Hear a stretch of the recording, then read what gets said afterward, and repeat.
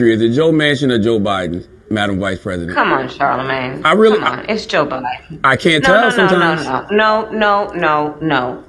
It's Joe Biden. It's Joe Biden. And don't start talking like a Republican about asking whether or not he's president. It's Joe Biden. Do you think Joe Manchin is a problem? It's Joe Biden. And I'm vice president, and my name is Kamala Harris.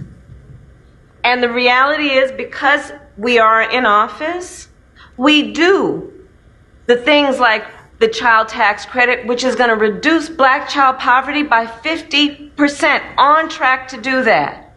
We do things that are about saying that our Department of Justice is going to do these investigations and require that we end chokeholds and have body cameras. It is the work of saying we're going to get lead out of pipes and paint because our babies are suffering because of that. It is the work of saying people who ride public transit deserve the same kind of dignity that anybody else does. So let's improve that system.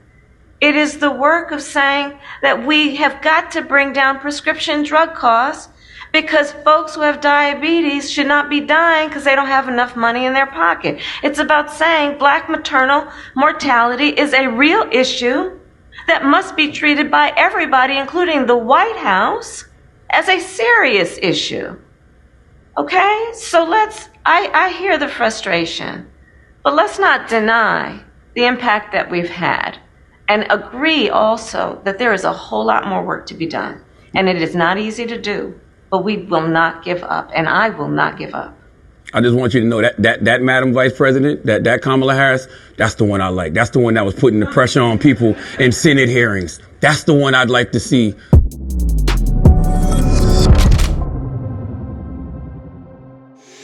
What's up, guys? It's your boy, Benny. So I continue to be sort of amazed at Charlemagne the God and his ability to actually question the Democrat Party and the Democrat Party leaders.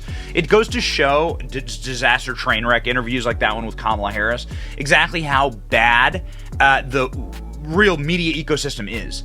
And so how bad is it that people inside of Joe Biden's administration never get asked questions that make them uncomfortable, never get pushed on major issues? Like, for instance, Joe Manchin. Is Joe Manchin actually the president, or are you the president?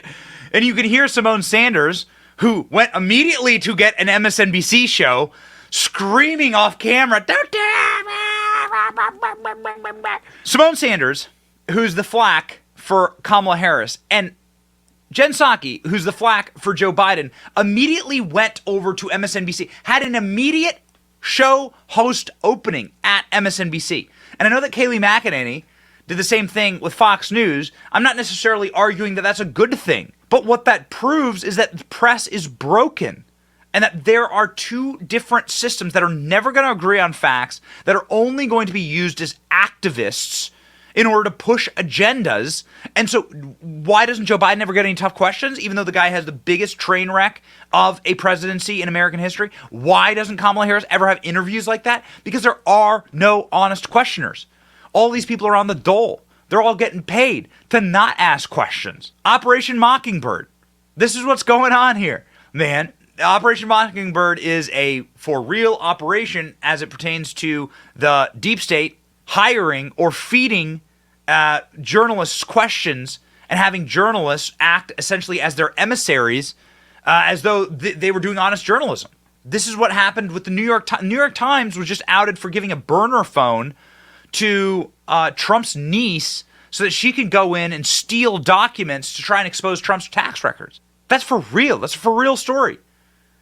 I mean, you don't tell me that wasn't a CIA op. That's exactly what that was.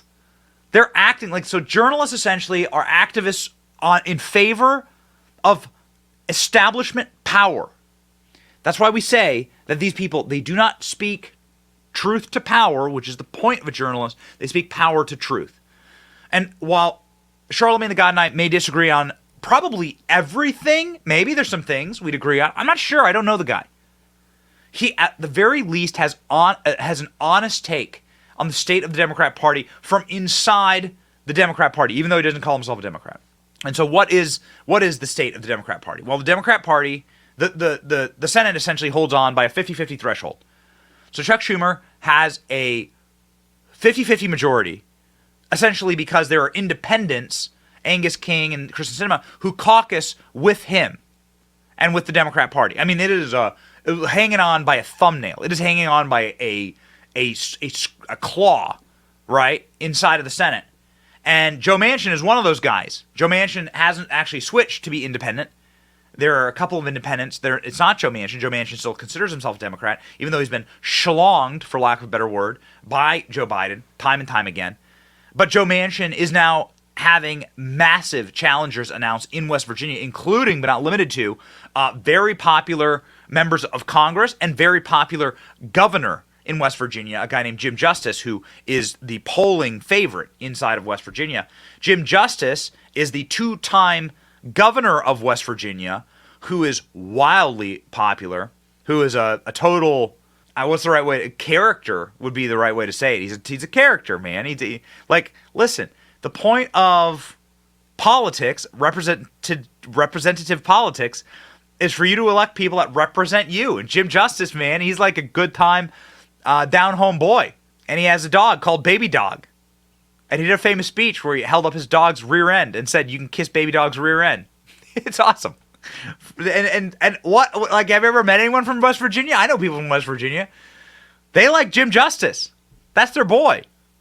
Joe Manchin's going to lose. And they're going to lose the Senate. And that's not the only competitive race. There's a ton of them.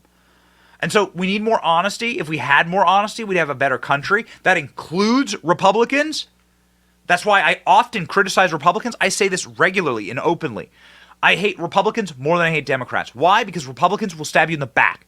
Democrats, at the very least, are very open. More than ever, Democrats are open about what they want to do to this country. Democrats will stab you in the face. At least I can, look straight forward and see my enemy. With Democrats, at least they're deeply honest about what they want. They've never been more honest about it. So it's great, actually. But for me, the Republican Party stabs me in the back day and night. They still do it all the time. So yeah, I'm like, I love seeing the honesty, and we need more on our side as well. So that's why I put up Charlemagne the God clips, because dude, the guy's honest. At the very least, that guy's honest, and he was honest about Joe Biden's re-election video in a recent Andrew Schultz interview, which I thought was just the bomb. Watch. Biden running again? Joe Biden, man, Biden. Listen, when you start your video off saying whatever, you put out your statement and it says, you're in condition to run. Get out of here, bro. Democrats are goofies, bro. Look how goofy y'all are. Y'all really judge Trump and people who like Trump when you got this motherfucker running again? You want to hear it? What did he say? Freedom. Oh, Jesus. Personal freedom is fundamental to who we are as Americans. There's nothing more important, nothing more sacred. That's been the work of my first term, to fight for our democracy. America's in shambles. I don't give a what he said. To protect our rights, to make sure that everyone in this country is treated equally and that everyone is given a fair shot. I'm not listening to 3 minutes of this shit, yo. The world is in shambles. Around the country. Aren't you embarrassed to be a Democrat? America is in shambles. I'm not a Democrat. So, yeah, boy. Yeah, boy. Yeah, boy. I'm not a Republican either. Yeah, boy. I'm nothing. Yeah, I'm not saying you got to be a Republican. I'm just out here. What about you, Chris? You like Biden? You voting for Biden again? I think we could use a fresh new person on the That's seat. why it's whack that the DNC won't let nobody They won't do no primaries next year, man. Do a fucking primary debate. Put Joe Biden up on that stage with Bobby Kennedy, who's challenging him, and Marianne Williamson, and whoever steps up to the plate, and let's have a fucking discussion, yo.